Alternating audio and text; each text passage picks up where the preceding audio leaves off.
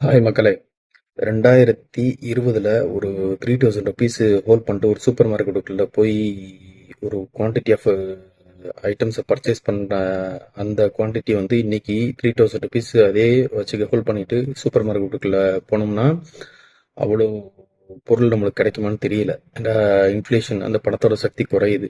இதே 2020ல பார்த்தீங்கன்னா ஒரு 10 லேக்ஸ் கோல்டில் இன்வெஸ்ட் பண்ணியிருந்தோம்னா அந்த 10 லேக்ஸோட மதிப்பு almost one third of profit three times பெட்டராக வந்திருக்கும். 30 லேக்ஸ் ஆல்மோஸ்ட் அதுக்கு மேலே வந்திருக்கும். ரொம்ப கம்மி. அன்னைக்கெல்லாம் வந்து பார்த்தீங்கன்னா கிராம் வந்து 5200 ரூபா. ரெண்டாவது ஒரு இது சில இதெல்லாம் பார்த்தீங்கன்னு வச்சுக்கலேன், lower class, middle class, upper class, higher class, சரிங்களா? ஆனால் இந்த மிடில் கிளாஸ்லேருந்து ஹையர் கிளாஸாக போகிறதுக்கு ஒரே ஒரு விஷயம் மாதிரி தான். ஒரு ஆல்மோஸ்ட் வந்து 100ல் ஒரு 100 அவுட் ஆஃப் 30% வந்து இந்த மாதாந்திர சம்பளத்துலேருந்து ஒரு ஒர்க் பண்ணிட்டு அந்த ஹையர் கிளாஸாக போகிறதுங்கிறது ரொம்ப ரேராக தான் நடக்கும் மக்களே. ரொம்ப ரேராக நடக்கும்.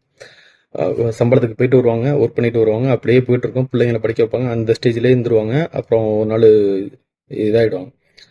ஆனால் ஒரு பிஸ்னஸ் பண்ணி ஹையர் கிளாஸுக்கு போகிறதுங்கிறது ரொம்ப அடிக்கடி நான் கண்கூட பார்த்துருக்கேன். ஏன்னா 2001லாம் நாங்கள் இதில் இருக்கும்போது நாகப்படத்தில் ஒரு ஒரு ஏரியாவில் இருந்தோம். அப்போ பார்த்துருக்கேன். அன்னைக்கு வந்து மிடில் கிளாஸாக இருந்து ஒரு மளிகை கடை அவங்கெல்லாம் சுற்றி முற்றி வச்சுருந்தவங்கலாம் இன்னைக்கு வந்து ஒரு ஹையர் கிளாஸுக்கு போயிட்டாங்க. பெரிய பிஸ்னஸாக போயிட்டாங்க. ஏன்னா கன்சிஸ்டன்சி, அந்த பிஸ்னஸோட சக்ஸஸ்ஸு ஏதோ ஒரு கம்பெனியில் 40 வருஷம் தொடர்ந்து யாரோ ஒருத்தருக்கு ஒர்க் பண்ணுறதை விட நம்ம பிஸ்னஸ் பண்ணி அதில் கன்சிஸ்டன்சியாக ஒர்க் பண்ணுறதுங்கிறது ஒரு உழைப்பை கொட்டி கன்சிஸ்டன்ஸாக இது பண்ணாங்க. இன்னைக்கு ஒரு ஹையர் கிளாஸாக போயிட்டாங்க. எல்லாம் பெரிய பணக்காரன் ஆகிட்டாங்க. மூணாவது ஜெனரேஷன் வெல்த்தை கிரியேட் பண்ணுறதுங்கிறது ரொம்ப ரேராக நடக்கும். ஒரு சில சமூக மக்கள் தான் அதை பண்ணிட்டு இருக்காங்க. நம்மளோட ஜெனரேஷன், அதாவது நம்மளோட வெல்த்தை கிரியேட் பண்ணதே பெரிய விஷயம். அந்த வெல்த்தை வந்து அடுத்த தலைமுறைக்கு எடுத்துகிட்டு போகிறதுங்கிறது ரொம்ப ரொம்ப ரேரான விஷயம். அதை முடிஞ்ச அளவுக்கு பண்ணுங்க. அது ஏன்டா இப்போ சில எல்லா சமூக மக்களும் அதை பண்றதில்ல. ஜெனரேஷன் வெல்த்தை, அது ஜெனரேஷன் வெல்த்தை கிரியேட் பண்ணது என்னன்னு பார்த்தீங்கன்னு வச்சுக்கோங்களேன், அந்த லேண்டு பண்ணி கொடுக்கும்.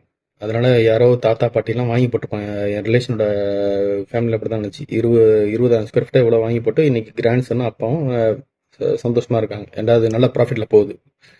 என்னைக்கா ஒரு நாள் லேண்ட் உங்களுக்கு டபுள் பண்ணி கொடுத்துரும். அதனால தான் ஜெனரேஷன் வெல்த்தை, அந்த வெல்த்தை ஹோல்ட் பண்ணுறதுக்காண்டி சில பேர் என்ன பண்ணுவாங்க, பொண்ணை கட்டி கொடுத்தா கூட வெளியில கொடுக்க மாட்டாங்க, சொத்து வெளியே போயிடுங்கிறதுக்காண்டி. அதனால மேரேஜ் கூட அப்படியே ரிலேஷன்ஷிப்லேயே இது பண்ணுவாங்க. அந்த பொண்ணை இது பண்ணாலும் சரி, மேரேஜ் பிளட் லைனுக்குள்ளேயே இது பண்ணுவாங்க.